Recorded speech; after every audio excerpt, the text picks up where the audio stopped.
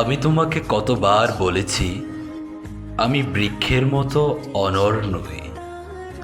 তুমি যতবার ফিরে এসেছো ততবার ওই ভেবেছ আমি কদম বৃক্ষ হয়ে ঠায় দাঁড়িয়ে থাকব।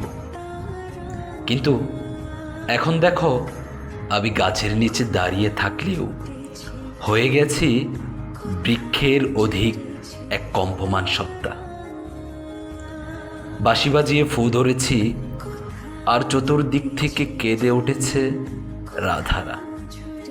আমি কি বলেছিলাম ঘর সংসার ভেঙে আমার কাছে এসো?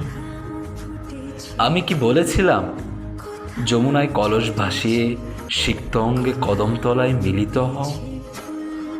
আমি তো বলিনি লাজ লজ্জা সংসার সম্পর্ক যমুনার জলে ভাসিয়ে দাও। আমি তো নদীর স্বভাব জানি, স্রোত বুঝি, কুল ভাঙা বুঝি। কিন্তু তোমাকে বুঝতে দেখো বাঁশিতে কতগুলো ছিদ্র, সব ছিদ্র থেকেই ফু বেরোয়, আর আমার বুক থেকে রক্ত।